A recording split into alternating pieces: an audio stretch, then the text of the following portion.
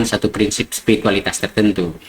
Nah, sebuah spiritualitas yang basisnya itu adalah al-hadrah ar-rahmaniyah, yaitu suatu kesadaran bahwa segala yang ada di langit dan di bumi ini diatur berdasarkan prinsip rahmani, prinsip kerahmanannya Allah.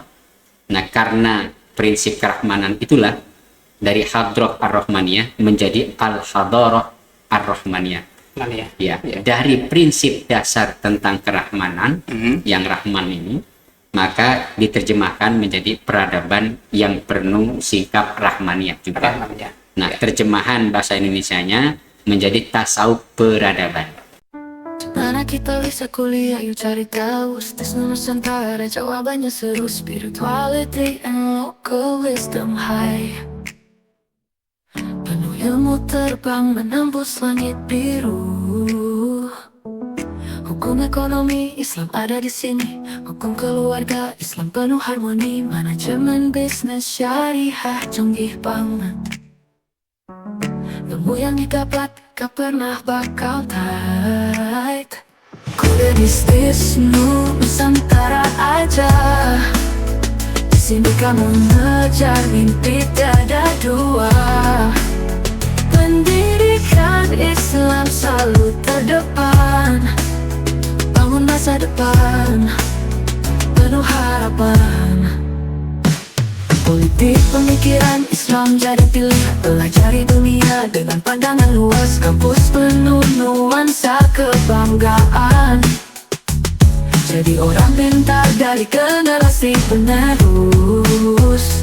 Jiwa kita menyatu dalam harmoni dengan ilmu pengetahuan yang murni. Stisnu Nusantara jadi saksi pendidikan hebat untuk hari nanti. Kuliah di Stisnu Nusantara aja. Di sini kamu ngejar mimpi tiada dua. Pendidikan Islam selalu terdepan.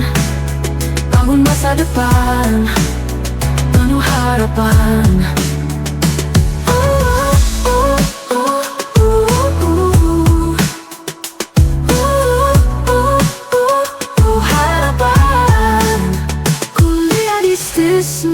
Nusantara aja.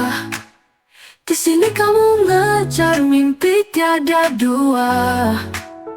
Pendidikan Islam selalu terdepan. Bangun masa depan penuh harapan. Kuliah di Stisnu Nusantara aja. Di sini kamu ngejar mimpi tiada dua. Islam selalu terdepan. Bangun masa depan penuh harapan.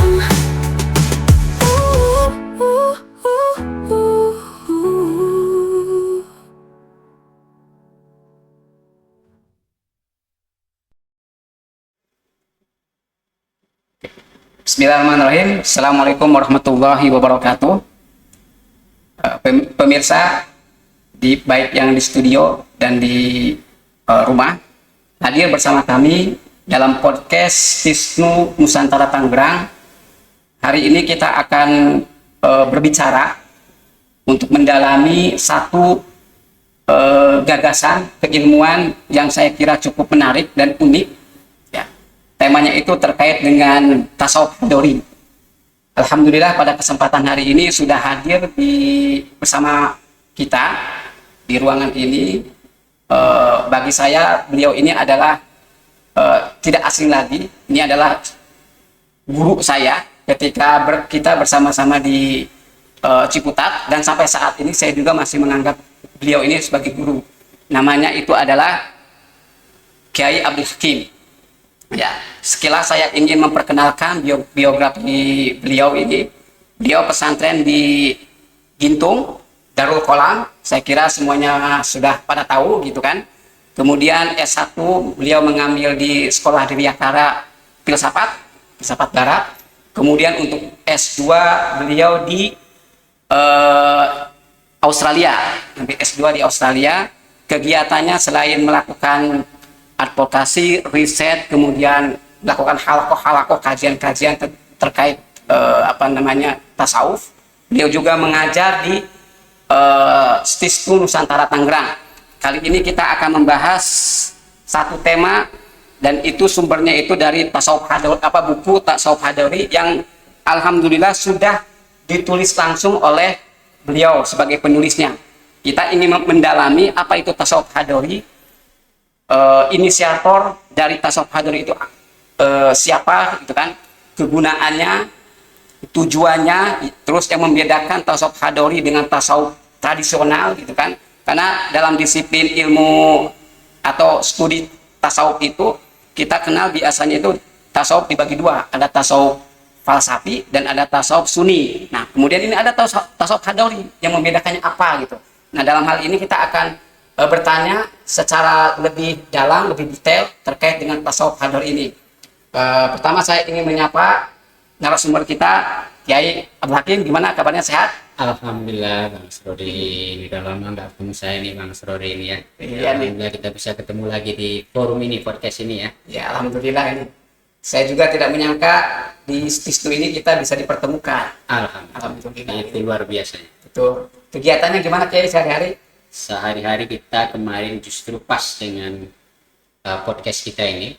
Seminggu yang lalu kita melaksanakan namanya halakoh tasawuf hadori di Pondok Pesantren El Karim di Rangkas Bitung, dihadiri oleh sejumlah tokoh muda, para alim ulama, para kiai, dan melibatkan juga para aktivis, para guru di dalam forum halakoh tersebut. Nanti akan kita jadikan halakoh ini adalah halakoh yang bersifat reguler, dan kita akan bikin tur halakohnya, misalnya di Banten, di Tangerang Raya, juga mungkin kita akan buat juga nanti di luar kota. Kemudian selain itu kegiatannya apa lagi, Kiai? Saya kebetulan baru menyelesaikan buku ini, Bang Asrori, buku Tasawuf Hadori ini. Ini adalah sebuah buku yang sengaja saya tulis sebagai bentuk pertanggungjawaban akademik, agar publik yang lebih luas itu bisa membaca, bisa menelusuri kira-kira apa saja yang menjadi gagasan penting, ya, tema-tema dari gagasan penting dari Tasawuf Hadori ini, sehingga buku ini baru diselesaikan tahun ini, dan insya Allah akan diterbitkan dan akan menjadi pegangan ya bagi mata kuliah kita di STISNU Nusantara ini. Ya. Kira-kira proses penulisan buku ini berapa hari? Nah, buku ini sebenarnya sudah merupakan hasil dari pengendapan yang cukup lama. Karena saya mempelajari tasawuf hadori ini hampir sekitar 5 tahun, sejak 2018 akhir sampai 2024. Jadi buku ini baru saya tulis di 2024, berarti setelah mengalami pengendapan yang relatif cukup panjang, sekitar 5 tahun. Nah, proses penulisannya sendiri memang tidak terlalu lama, mungkin sekitar 3 bulan saya tulis dan saya selesaikan. Tapi bahan-bahan dasarnya sebenarnya sudah cukup lengkap, sudah terkumpul semua, sehingga mudah untuk dinarasikan. Ya. Jadi tidak mendadak sebenarnya. Ya. Sesuatu yang saya persiapkan sejak lama. Sejak lama. Oke, pemirsa, ini adalah buku yang mungkin bagi pemirsa yang ingin memiliki, bisa nanti pesan gitu kan ke tim podcast STISNU, bisa menghubungi Pak Riza Fahmi, ya kan. Kiai, ini saya kan dulu waktu di UIN itu kan pernah belajar mengenai tasawuf ya. Betul. Dalam studi tasawuf itu kan paling tidak ada 2 kategori. Ya. Ada tasawuf falsafi, ya, tokoh-tokohnya itu seperti Ibnu Arabi, kemudian Al-Jili, ya, Al-Bustami, Al-Halaj, macam-macam. Kemudian juga ada tasawuf yang sifatnya sunni, akhlaki, seperti Al-Ghazali gitu kan, dan macam-macam seperti itu.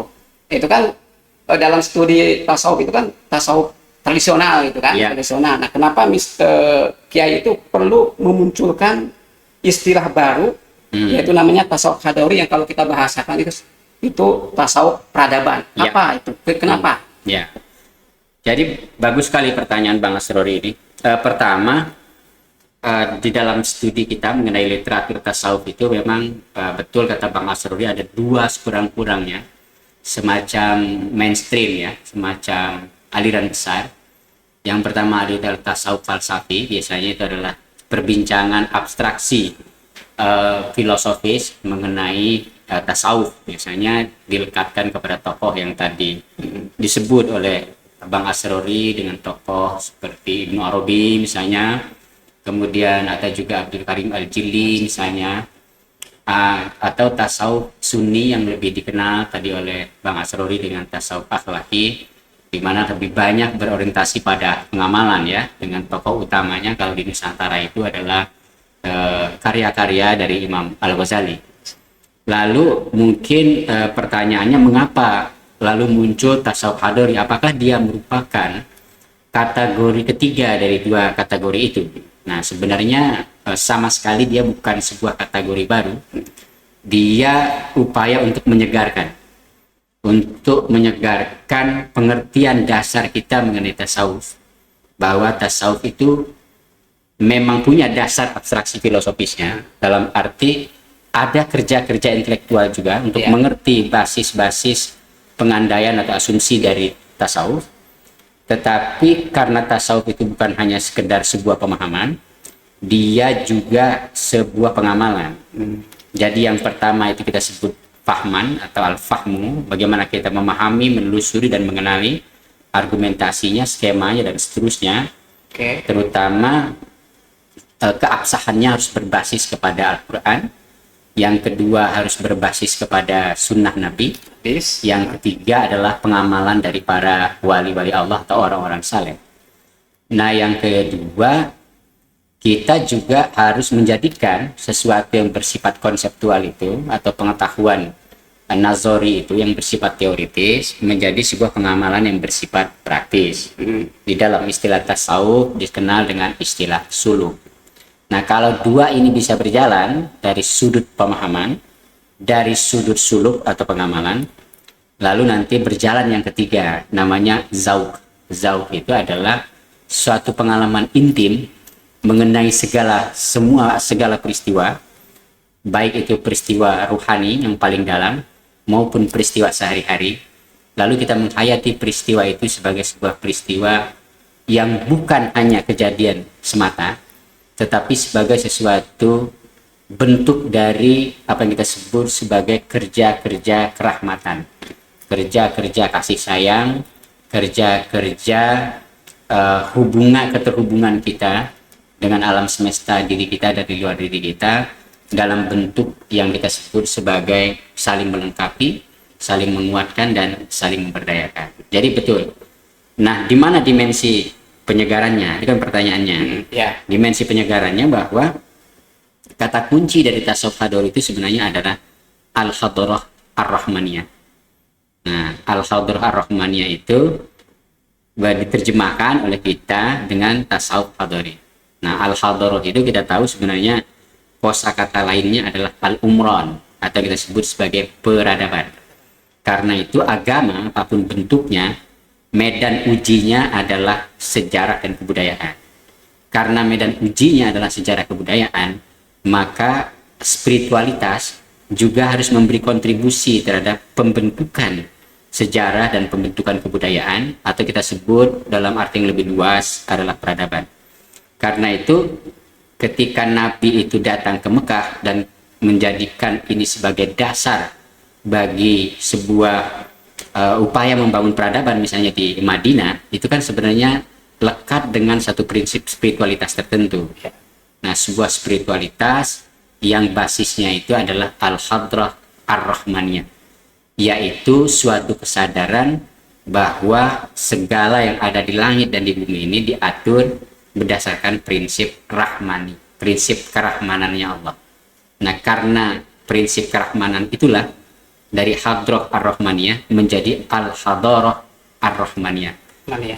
Dari prinsip dasar tentang kerahmanan yang rahman ini, maka diterjemahkan menjadi peradaban yang penuh sikap rahmaniyah juga. Nah, terjemahan bahasa Indonesianya menjadi tasawuf peradaban, bahwa spiritualitas pada akhirnya harus diuji dan harus berkontribusi pada peradaban yang lebih luas. Sesuatu yang lebih luas itu maksudnya inklusif, tidak membedakan ras, tidak membedakan asal-usul, tidak membedakan status sosial, tetapi mengabdi sepenuhnya kepada kemanusiaan dengan didorong oleh prinsip-prinsip ketuhanan yang namanya prinsip Rahman itu, Ar-Rahman dan Ar-Rahim ini. Kira-kira begitu, Bang Asrori. Inti dari gagasan besar Ya, gagasan besar Tasawuf dari Hadawi itu ya. Tasawuf Hadawi. Jadi ada dimensi teoritik, ada dimensi praktis, lalu selanjutnya dia harus memunculkan rasa kesadaran yang dalam, yang kita sebut di dalam tasawuf itu dengan zauq. Nah, jadi kita tidak lagi terjebak dengan mana falsafi, mana yang akhlaki, karena itu satu garis kontinu antara abstraksi konseptual, artinya butuh pemahaman dan pengertian, dan yang suluki atau yang akhlaki itu adalah praktek, tapi pada akhirnya adalah kesadaran yang intim itu, yang semakin dalam penghayatannya, bahwa kita tidak sendiri, kita ini bersama, kita ini adalah satu kolektivitas, kita ini adalah satu masyarakat yang menghidupi dunia ini kita hidupi bareng-bareng, kita lestarikan bareng-bareng, dan karena itu kita harus bekerja sama.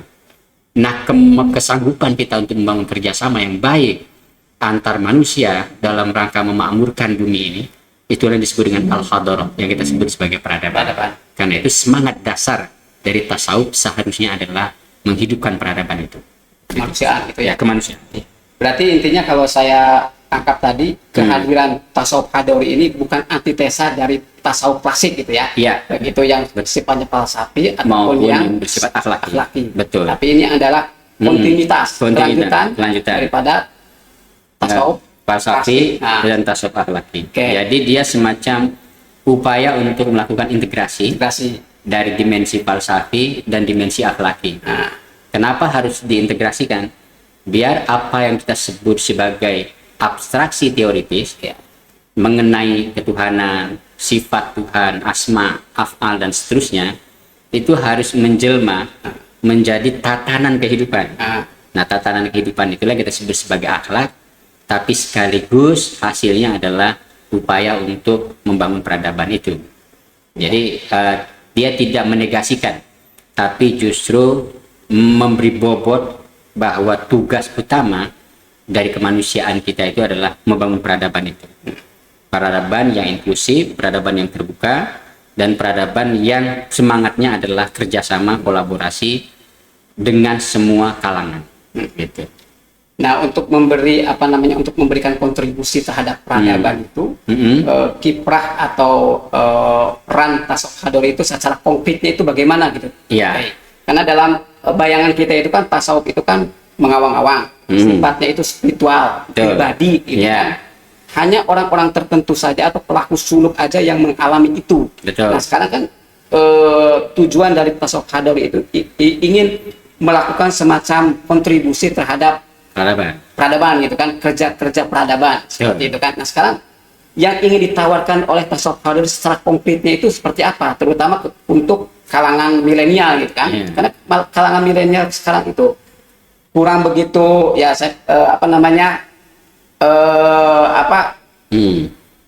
kurang begitu paham lah terkait dengan tasawuf seperti itu. Ya, jadi memang tasawuf itu kan lekat dengan sesuatu yang bersifat generasi yang lebih tua. Misalnya kan kita tahu kalau orang itu bertasawuf, berarti ini generasi yang lebih tua, atau kolot gitu. Atau misalnya di tasawuf itu identik dengan upaya pertaubatan atau meninggalkan dunia. Misalnya, berarti kita sudah tidak cinta dunia dan seterusnya. Terutama di titik akhir kehidupan. Atau misalnya orang menjelang usia mereka sudah pensiun, misalnya kan udah tua dan segala macam, lalu kembali kepada tasawuf. Nah, lalu bagaimana kalau tasawuf itu sesuai dengan pertanyaan Bang Asrori, dia merupakan sebuah kesadaran yang dibentuk misalnya sejak muda. Sejak dia masih sangat belia misalnya, apakah dia juga bisa bertasawuf? Jelas bisa. Kan di dalam sejarah Nabi ada orang yang sangat muda sekali, yang justru mendapatkan peran besar dalam sejarah Islam awal, yang kita sebut sebagai Ali bin Abi Thalib. Justru ijazah la ilaha illallah yang bentuknya itu adalah zikir jahar atau zikir yang disuarakan dengan jelas, misalnya seperti orang mengucapkan di tahlil misalnya la ilaha illallah, itu kan justru adalah Ali bin Abi Thalib. Nabi mengatakan misalnya ketika Ali itu bertanya, wahai Rasul, wahai Nabi, aku ingin diberikan sebuah cara agar aku sampai kepada Allah dengan cara yang cepat, katanya kan.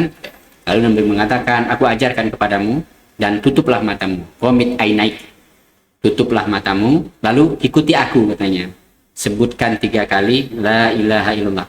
Nah, Ali bin Abi Thalib, kalau kita lihat dalam struktur ya komunitas para sahabat, dia adalah orang yang sangat belia, sangat muda.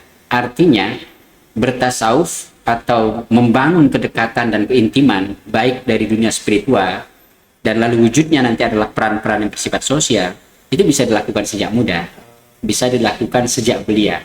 Jadi bukan sesuatu yang tidak ada contohnya di dalam sejarah Islam awal. Berarti udah ada ya? Sudah ada, karena Ali bin Abi Thalib sendiri ketika dia diajar oleh Nabi untuk gomit ainaik, sejamkan matamu, lalu kau sebutkan la ilaha illallah 3 kali, ditalkin semacam ditalkin seperti itu, lalu itu menjadi semacam tradisi kemudian di dalam tarekat dimanapun, bahwa zikir jahar itu adalah satu zikir yang dinisbatkan kepada talkinnya Ali bin Abi Thalib kepada Rasulullah, dan itu masih sangat muda dan sangat belia.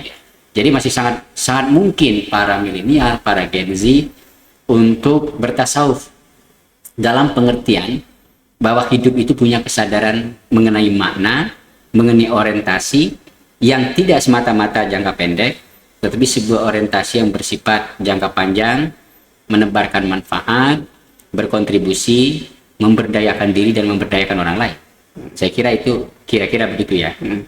Jadi kalangan milenial juga bisa mendalami tasawuf hadori gitu. Persis. Mendalami tasawuf. Persis, bisa mendalami tasawuf bukan dalam pengertian yang tradisional, bahwa misalnya dia harus menyingkir ke hutan, harus membuat gubuk, harus melakukan uzlah yang berlama-lama, misalnya meninggalkan kota dan seterusnya, tapi hidup dalam keseharian yang biasa saja, tapi dengan satu kesadaran keruhanian tertentu, menyadari bahwa aku tidak sendiri, bahwa aku bagian dari kolektivitas, bahwa aku punya tanggung jawab, bahwa aku memikul beban kehidupan, dan kehidupan itu harus diberi bobot kemanfaatan, diberi bobot fungsi misalnya, dan kehadiranku itu juga harus memberikan kerahmatan bagi orang lain, entah itu kasih sayang, entah itu pertolongan, entah itu bentuk tugas-tugas yang bersifat kolektif, itu juga adalah ekspresi dari satu kesadaran rohani tertentu. Ya, oke.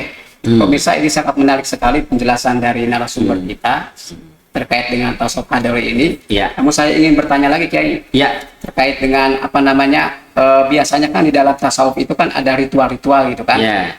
Ritual-ritual. Nah, sekarang kalau tasawuf hadori itu ada nggak amalia-amalia yang mungkin bisa dipraktekkan oleh kaum milenial atau oleh siapa saja gitu. Ya. Di tengah misalnya kita kesibukan kita bekerja, pikuk keramaian kota dan macam-macam gitu kan, kita ingin bertasawuf, bersuluk gitu dengan tasawuf hadori. Ada nggak gitu? Ya. Nah, ini menarik sekali pertanyaan Bang Asrori ini. Pasti mungkin orang akan bertanya, atau para pemirsa di rumah pasti bertanya bagaimana cara mempraktekannya di rumah. Ya. Nah, itu ada satu kitab yang sangat terkenal dari Imam Al-Ghazali, judulnya adalah Kimia Us-Sa'adat, atau terjemahan kita secara bebas semacam The Alchemy of Happiness, atau kimia kebahagiaan. Bagaimana kita ini bisa meracik kebahagiaan, terutama untuk diri kita dulu. Karena Imam Ghazali misalnya dalam Kimia Us-Sa'adat mengatakan, man arofa nafsahu faqad arofa rabbahu. Jadi kuncinya adalah nafsahu dulu. Bagaimana diri kita bisa menjalani suatu praktek ruhani yang sampai kepada kebahagiaan. Nah, di dalam Kimia Us-Sa'adat sudah dijelaskan bahwa metodenya juga harus begini, apa yang harus dilakukan, bagaimana melakukannya, menjalaninya dan seterusnya. Termasuk misalnya bagaimana mengelola dunia batin kita, dan termasuk juga pikiran kita. Nah, dunia batin itu disebut dengan medan naluri, sementara dunia pikiran itu disebut dengan sentra pikiran. Karena menurut Imam Ghazali, kalau kita bisa mensuluki ya, kita bisa mengelola, membangun tata kelola pada naluri kita ini dan sentra pikiran kita, lalu sampai pada keselarasan tertentu, nah itu kita bisa sampai kepada apa yang kita sebut sebagai upaya meracik kebahagiaan itu. Tentu masing-masing orang ukurannya beda-beda. Beda-beda. Ya. Ini bukan soal kaya, bukan soal miskin, bukan soal keluasan, bukan soal bahwa orang itu miliknya banyak atau duitnya banyak atau dia sedikit.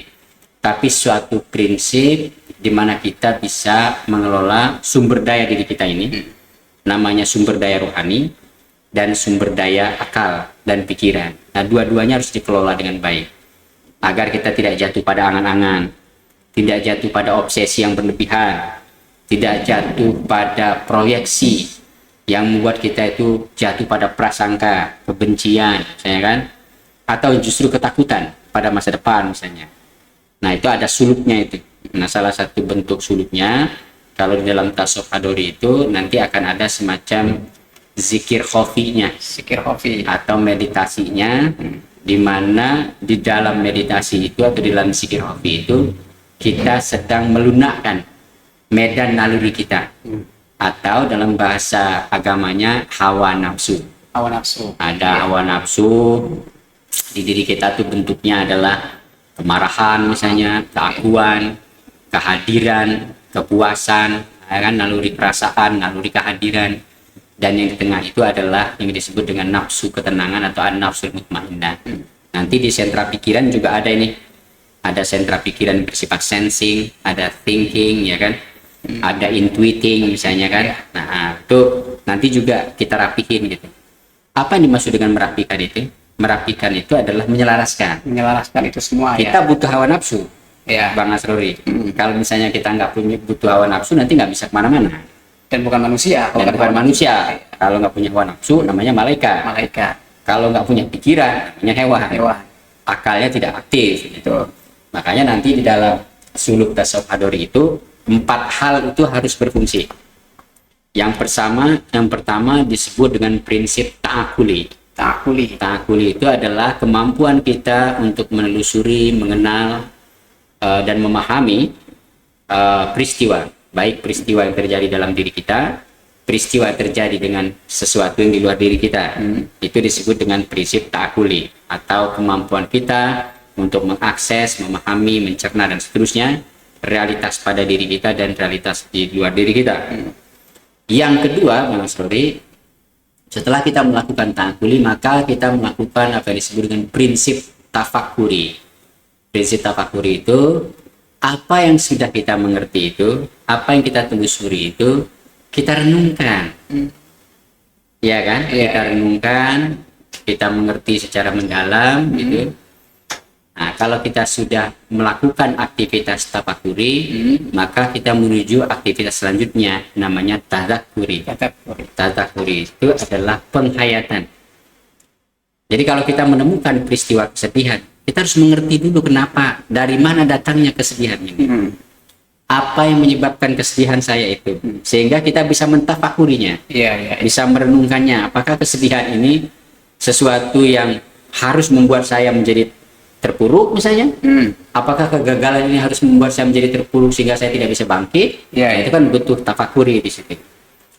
Lalu ada penghayatan, bagaimana kita menghayati kegagalan kita, menghayati kesedihan kita, menghayati penderitaan kita, agar kita melihat penderitaan, kesedihan, tantangan hidup, ya kan, al-masoib, bahkan musibah itu sendiri, dan bisa memecahkan masalahnya. Itu butuh penghayatan, ya, bahwa aku mampu melewati ini, dan aku akan bisa bekerja sama dengan semua makhluk Allah untuk bisa mengatasi peristiwa ini. Itu butuh penghayatan tertentu yang di dalam tasawuf Hadori disebut dengan tadzakuri.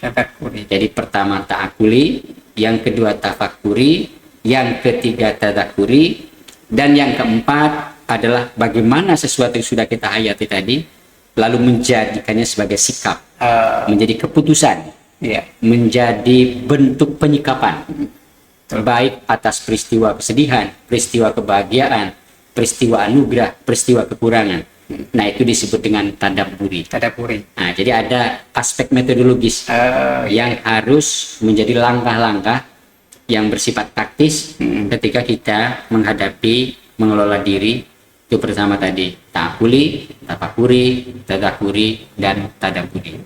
Nah, di dalam rumus Tasawuf Hadori kita menyebutnya sebagai pengenalan, Oh, kemampuan untuk melakukan pengenalan. Kita kenali dulu peristiwanya secara objektif, tentu menggunakan pengetahuan, menggunakan informasi, meminta pendapat orang lain. Itu namanya pengenalan. Setelah melakukan pengenalan, kita melakukan penelusuran. Kita telusuri apa-apa saja yang menjadi akar-akar sebabnya dan seterusnya ya. Nah, yang ketiga, setelah kita melakukan pengenalan, penelusuran, kita melakukan penyelarasan. penjelasan. Agar kita tidak terpuruk, perlu membangun apa yang kita sebut sebagai life guidance. Guidance itu adalah menyelaraskan. Kita menyelaraskan energi di dalam diri kita agar sesuai dengan ekspektasi yang ada di luar diri kita. Yang ketiga setelah melakukan penyelarasan, namanya pemuliaan. Pemuliaan. Pemuliaan. Kita memuliakan diri kita, memuliakan juga kehidupan. Jadi ketika kita memuliakan kehidupan, kita tidak menghinanya, tidak merusaknya. Kalau kita jadi guru, menghadapi misalnya santri atau murid misalnya yang perlu usaha keras, katakanlah slow learner dalam belajar, kita nggak boleh putus asa. Justru kita harus melakukan jalan pemuliaan. Kita harus mencari, mengenali, menelusurinya. Jangan-jangan memang dia butuh musik untuk belajar. Jangan-jangan dia butuh sebuah ekosistem yang lebih rileks untuk belajar. Oh, jangan-jangan dia butuh ekosistem inovasi dan kreativitas. Nah, memuliakan dia itu adalah memberi fasilitas jalan yang sesuai dengan karakternya. Itu namanya adalah pemuliaan. Nah, bentuk-bentuk pemuliaan itulah ya yang menjadi ekspresi dari apa yang kita sebut sebagai sikap peradaban itu, tasawuf Hadori ini. Jadi bukan memusuhi tapi memuliakan.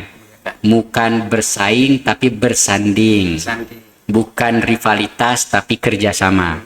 Bentuk pemuliaan adalah kerjasama. Bentuk pemuliaan adalah bersanding, bukan bertanding. Bentuk pemuliaan bukan menghina, tapi justru memfasilitasi, memberi jalan keluar. Itu bentuknya bentuk pemuliaan. Jadi itu bentuk pemuliaan hidup. Ini sangat cocok sekali ya untuk hidup dalam kerukunan beragama ya. Apalagi Indonesia itu kan multikultural gitu kan, beragam dan macam-macam. Nah, tasawuf Hadori itu penting berarti ya. Betul. Dalam konteks Indonesia yang beragam gitu. Betul. Baik itu suku, agama, keyakinan dan macam-macam. Betul. Itu kayak tadi menarik tuh penjelasan mengenai 4 hal bahwa kita itu di dalam tasawuf Hadori itu harus juga memikirkan atau mengenali aspek tadaburi, ta'akuli, kemudian tafakuri, gitu kan, dan takuri seperti itu. Nah, biasanya di dalam tasawuf itu kan elemen-elemen dasar atau penggunaan akal itu, rasio itu biasanya itu hampir atau nyaris bahkan disisihkan gitu kan, tidak berguna gitu. Karena memang tasawuf itu kan pengalaman pribadi, sifatnya spiritual, ya. Pengalaman pribadi di mana pertimbangan-pertimbangan rasio, nalar itu tidak berguna.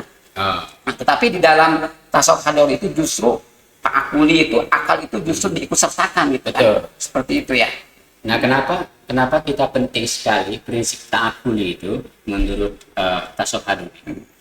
Karena prinsip ta'akuli itu artinya apabila kita ingin sampai kepada kebahagiaan. Jadi tema besar tasawuf Hadori itu sebenarnya adalah bahwa segala sesuatu itu prinsip dasarnya adalah keselarasan dan kebahagiaan. Anggap saja kalau dalam istilah bahasa Arab, al-aslu fil wujud as-sa'adah. Bahwa prinsip dasar dari realitas adalah kebahagiaan. Al-aslu fil wujud as-sa'adah. Dunia ini sudah bahagia. Pohon sudah bahagia dengan dirinya karena dia sudah menjalankan tugasnya sebagai makhluk. Ikan sudah bahagia karena dia sudah menjalankan tugasnya sebagai makhluk. Baik dia sebagai ikan di laut misalnya, entah dia ikan hiu, entah dia ikan ikan marlin misalnya, itu ikan apa, dia sudah bahagia. Salmon juga sudah bahagia dengan hidupnya. Burung juga sudah bahagia. Itulah kenapa burung selalu berkicau pagi hari, terbang, bernyanyi, mandi dan segala macam. Dia sudah bahagia karena dia menjalankan tugasnya. Hidup dalam orbitnya. Nah, hidup dalam orbit itu kalau istilah Quran artinya melaksanakan prinsip tasbih. Makanya ada istilah Yusabbihu lillahi man fis samawati wa man fil ar, atau ma fis samawati wa ma fil ar. Lalu alam semesta juga sudah bahagia hidupnya. Artinya sudah menjalankan keselarasan.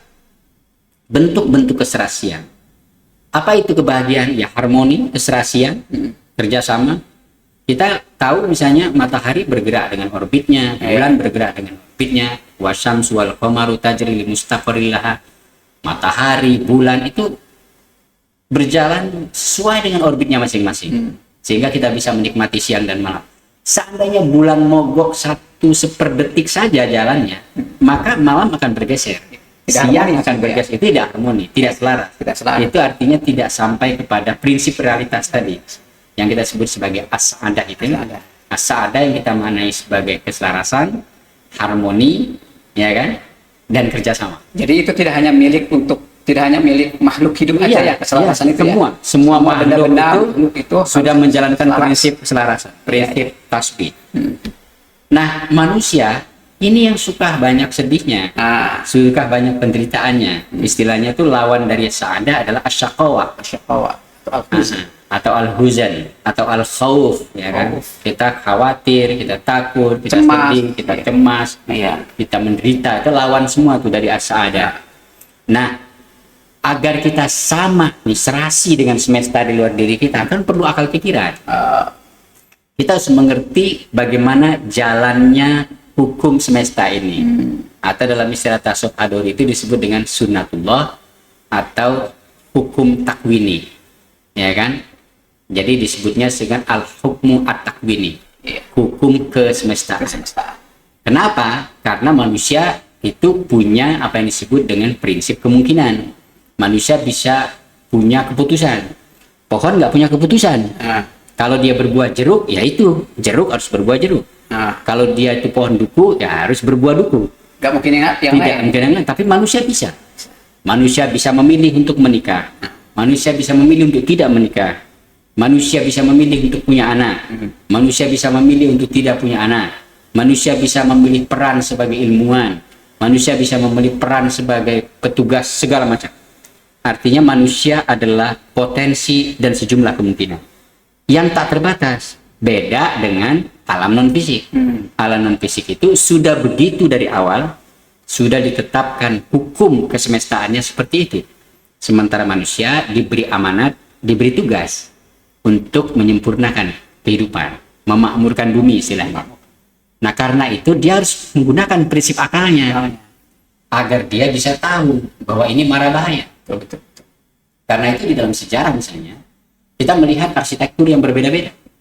Dalam masyarakat yang misalnya dulu banyak hidup di hutan-hutan belantara, maka arsitekturnya misalnya rumahnya sangat tinggi, seperti yang terjadi misalnya di Sulawesi atau di suku-suku yang lain. Atau misalnya kalau dia harus tinggal di rawa-rawa, maka bentuk kayunya itu seperti apa, pilihan kayunya seperti apa. Nah, model survival manusia itu kan harus menggunakan akal pikiran, kemampuannya untuk menyerap, memahami iklim, lingkungan, dan seterusnya, lalu membentuk kehidupan. Maka prinsip ta'akkudi nggak bisa hilang pada manusia. Harus, dia wajib ada agar dia sampai kepada pemahaman bahwa hidup itu harus disiasati dalam pengertian yang baik, dan kemudian juga bisa mengelola hidup itu sendiri.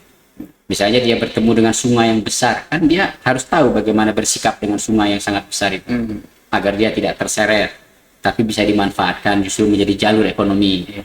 Dia bertemu dengan ombak yang besar, tapi juga harus membuat pelabuhan agar bisa misalnya menjadi tempat jalur-jalur perdagangan. Nah, itu prinsip ta'akkuli. Jadi dalam tasawuf Hadori, kesannya itu bukan malah seperti yang tadi dibicarakan, menjauhi akal pikiran, tapi justru memaksimalkan akal pikiran, potensi akal pikiran.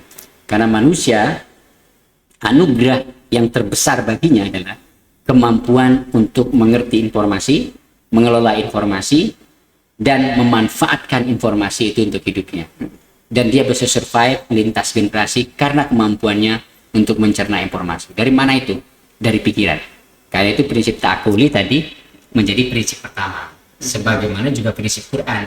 Kalau berbicara tentang alam semesta, atau istilah tasawuf itu alamul khalqi, maka perintahnya pasti afala ta'qilun, afala tatafakkarun, afala tatadabbarun. Baik. Ya, gitu. Seperti itu ya. Ya. Oke, itu sangat menarik sekali ya. Tadi itu manusia itu selain dia itu makhluk spiritual, Betul. kan? Tapi dia juga sebagai makhluk rasional. Betul. Akal pikiran itu harus didaya gunakan. Betul. Seperti itu. Nah, tapi kalau kita lihat nih kayak realitas atau fenomena kehidupan umat beragama di Indonesia, ketika kita lihatlah, dan ini adalah fakta yang tidak bisa kita ingkari ya. Banyak atau kebanyakan umat Islam Indonesia itu meskipun mayoritas Muslim, tapi dalam pemahaman keagamaannya itu tidak rasional. Oke. Mudah terjebak dengan hal-hal yang mistis, mitos. Iya. Kan? Artinya mereka kurang menggunakan itu tadi aspek takuli, Iya. tadaburi gitu kan, Iya. seperti itu. Iya. Nah itu kan sangat penting sekali untuk diperkenalkan tasawuf hadori gitu kan. Betul. Itu. Bagaimana tanggapannya kayak ini? Jadi kan yang perlu kita sadari sejak awal, Nabi Muhammad itu adalah orang yang mendapatkan pantulan informasi ketuhanan. Nah, Orang yang menerima kalamullah iya. atau menerima firman Allah. Iya. Orang yang menerima wahyu itu kan artinya dia menerima kalam Allah. Ya. Nah, orang yang bisa menampung kalam Allah itu artinya orang yang memiliki kualifikasi kecerdasan tertentu. Iya. Bukan orang biasa. Iya. Makanya salah satu sifat dari seorang Rasul atau sifat dari Nabi Muhammad itu, kalau kita belajar misalnya sejarah Islam, salah satu sifatnya itu adalah fatona. Fatona itu artinya memiliki kualifikasi kecerdasan. Kecerdasan. tertentu. Iya. Artinya apa yang disebut sebagai an-nabi pada akhirnya adalah seseorang hamba Allah yang memiliki kualifikasi untuk menampung firman, menampung kalam. Nah, karena dia memiliki kualifikasi orang yang menampung kalam dan firman, artinya dia orang yang bisa juga memendarkan pengetahuan kepada orang lain. Dia harus menyampaikan, makanya ada istilah tablik. Nah, tablik itu artinya dia harus menyampaikan informasi yang termuat di dalam kalam Allah itu atau kalam Allah itu, yang kita sebut sebagai Quran.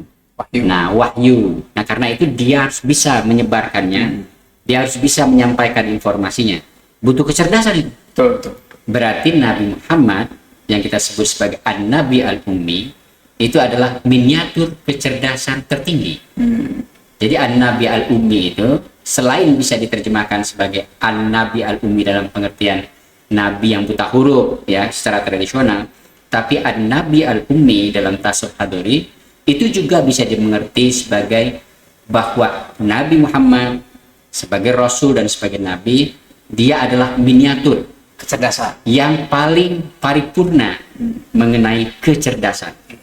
Nah, kalau dia nggak punya itu, nggak punya kualifikasi itu, maka dia tidak bisa mengemban amanah untuk menyampaikan apa yang dia dapat, apa yang dia terima sebagai bentuk informasi tadi yang termuat di dalam kalam Allah.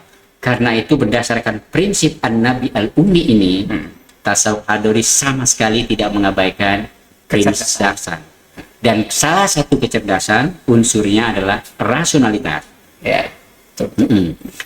Meskipun bukan rasionalisme, karena rasionalitas dan rasionalisme beda. Dua hal yang berbeda. Berbeda. Rasionalitas itu artinya kita memfungsikan dengan baik akal pikiran kita, seperti Nabi yang mengatakan kalian lebih tahu urusan dunia, Betul. ya kan? Antum a'lamu bi umuri dunyakum. Segala peristiwa keduniaan kalian bisa jadi eksplorasinya lebih dalam dari saya. Nah. Itu sikap rendah hati untuk mengatakan kalian punya potensi untuk melakukan eksplorasi bersifat duniawi pada dunia material, pada hukum alam dan seterusnya. Betul, betul. Nah, tasawuf hadori ingin konsisten nih dengan antum a'lamu bi umuri dunyakum, dan konsisten juga dengan makna dasar An-Nabi Al-Ummi, bahwa dia punya kualifikasi kecerdasan yang sanggup menambung kalam Allah sekaligus menyebarkan misinya kepada umat manusia dengan kemampuan juga menyampaikannya kepada konteks komunitasnya. Itu artinya butuh kecerdasan. Karena itu tasawuf hadori sangat menghargai rasio, menghargai rasionalitas, bukan rasionalisme. Kalau rasionalisme itu segala sesuatu harus diuji Secara rasional. secara rasional.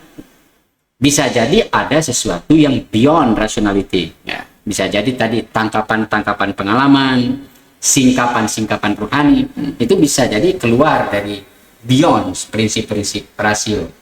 Nah, itu sebuah jenis pengetahuan sendiri ya. Ya. Di dalam tasawuf hadori itu disebutnya sebagai al-ilmul huduri, ilmu pengetahuan yang kita tangkap tapi dia beyond rationality. Yang hadir. Ya, yang hadir kepada diri, tersingkap kepada diri kita, semacam eureka dalam filsafat.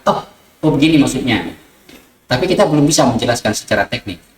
Tapi dalam tasawuf hadori, agar dia tidak terjebak pada mistisisme murni atau menjadi semacam perdukunan, paranormal, khurafat dan segala macam, tasawuf hadori tetap membuat sebuah formula bahwa semistis apapun sebuah pengalaman, sespiritual apapun sebuah perjalanan, maka dia harus dites di medan husuli. Husuli itu adalah medan uji konkret. Jadi yang huduri harus dites di dalam ranah husuli. Ranah husulilah yang menjadi medan pertarungan, pembuktian, validasi dari seluruh inspirasi yang kita sebut sebagai inspirasi huduri. Nah, karena itu tetap rasional pada akhirnya. Tetap memelihara kewarasan. Gitu Bang Asrul. Luar biasa sekali ini pemirsa, penjelasan dari narasumber kita. Kita udah lebih dari tengah jam saya kira ya. Ya.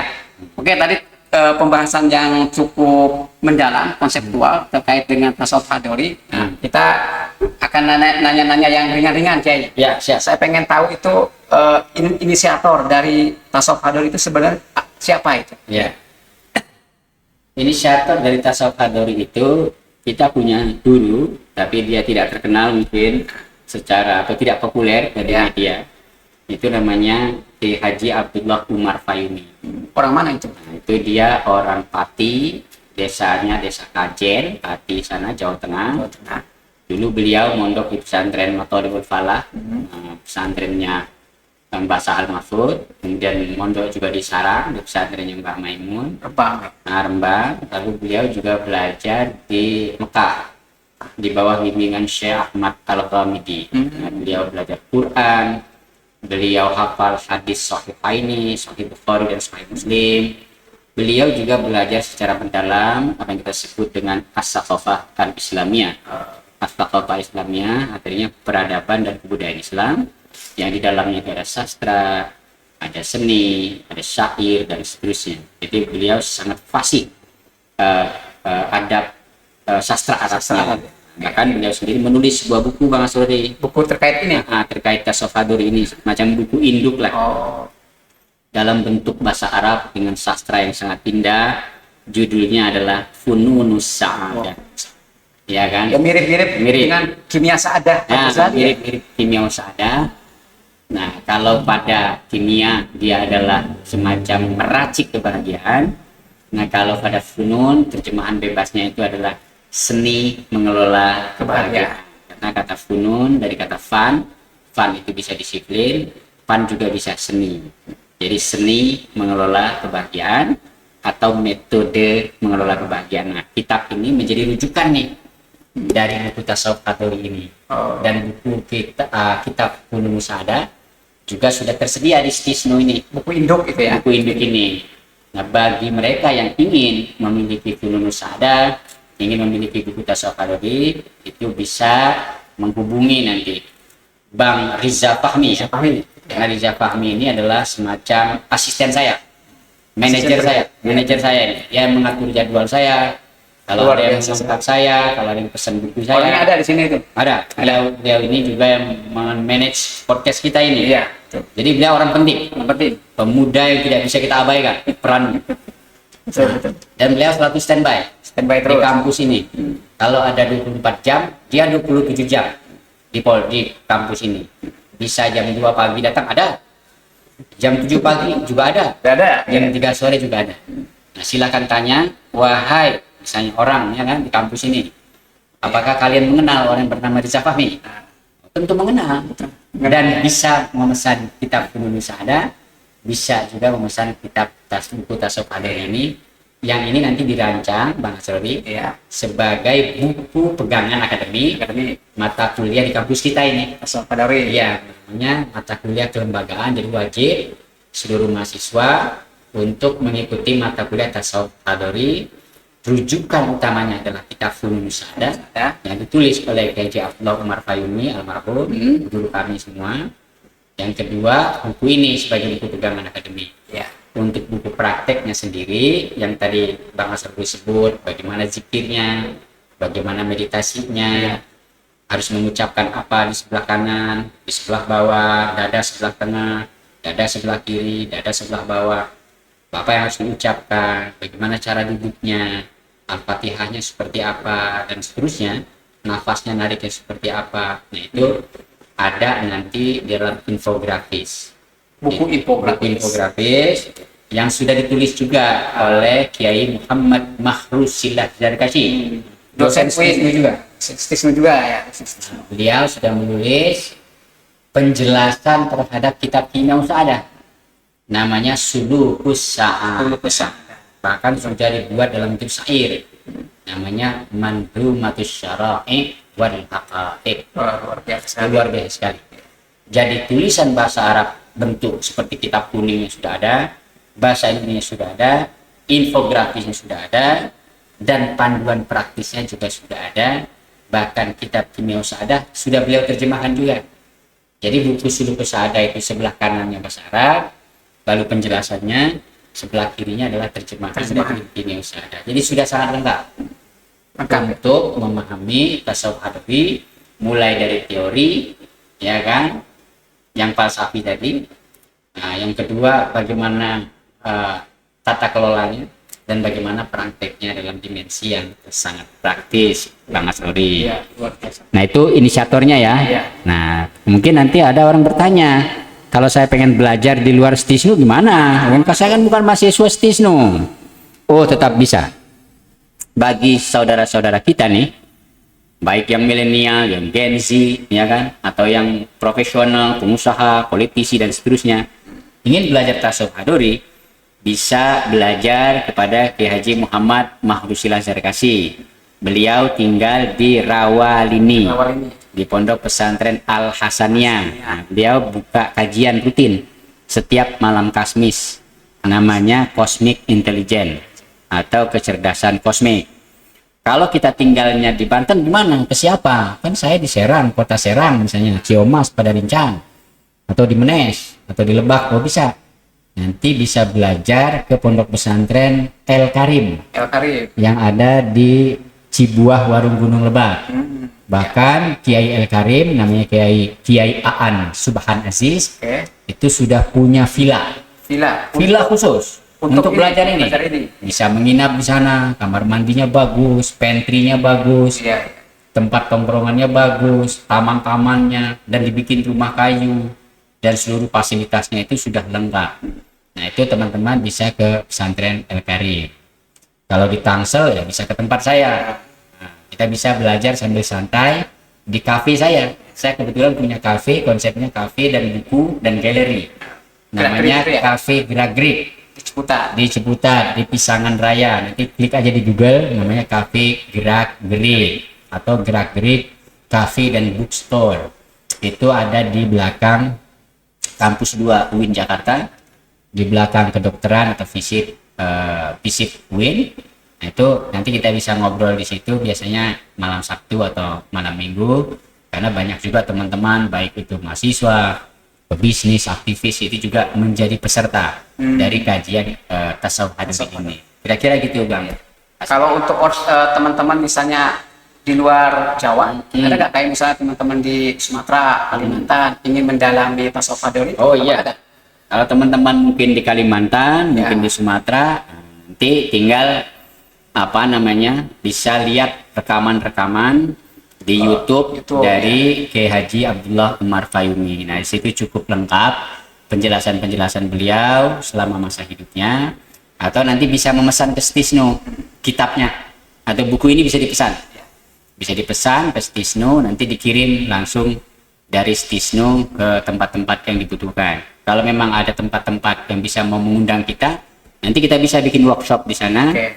termasuk bikin halakohnya sendiri. Nah, kita bisa, karena kita akan terus bikin halakoh selama per 3 bulan. Itu dibahas kitab fununnya, dibahas juga bagaimana mempraktekannya, lalu ada ijazah amahnya. Ijazah Bagi yang amahnya, lulus. nggak perlu lulus. Bagi yang Siap- mengikuti. Bagi yang mengikuti, siapa saja, mau petani, mau pedagang kecil, mau siapa aja, mau mahasiswa, mau ilmuwan, mau apa, itu nanti akan ada ijazah amah bagaimana mempraktekkan zikir khafinya, meditasinya yang lengkap, panduannya secara teknis. Nah, itu harus bertemu, nggak bisa online, Ya. harus bertemu itu. Kira-kira gitu, Bang Asran. Oke pemirsa, ini kita sudah mengulik banyak hal mengenai tasawuf Hadori dari narasumbernya langsung, dari penulisnya langsung buku tasawuf Hadori. Sekali lagi sebelum kita menutup podcast kita pada sore hari ini, bagi pemirsa yang ingin memiliki buku tasawuf Hadori, kemudian buku Fununus Sa'adah yang ditulis langsung oleh inisiatornya, kemudian buku-buku yang lain, itu bisa menghubungi Kampus Tisnu, atau nanti silahkan komen di Ya. di YouTube ini ya, YouTube podcast Tisnu Ya. Nusantara Tangerang. Ya, demikian wawancara podcast kita dengan narasumber kita yang sangat luar biasa ini. Kita tutup podcast pada sore hari ini. Wallahu muwaffiq wa aqwamit thoriq. Assalamualaikum warahmatullahi wabarakatuh. Terima kasih.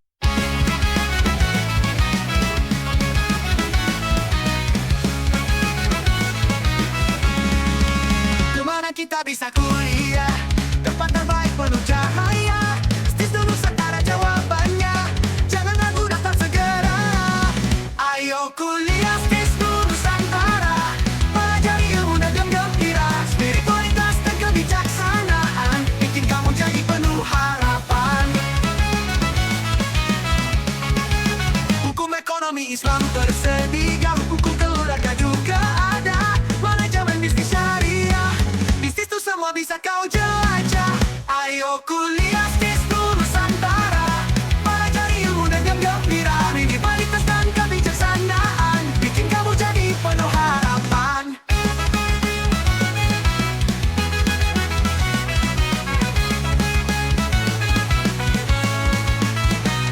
Kumpul hijau penuh sejarah, tempat kita bernalar indah, jernih pikiran cerah masa depan, Stisnu kan jadi tempat andalan.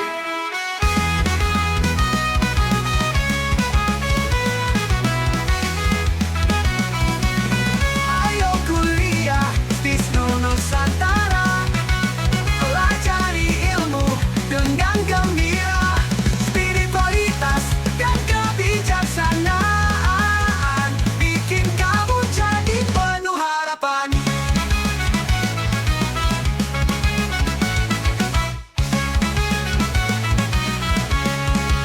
Hukum ekonomi Islam tersedia, hukum keluarga juga ada, manajemen bisnis syariah, bisnis itu semua bisa kau jelajah.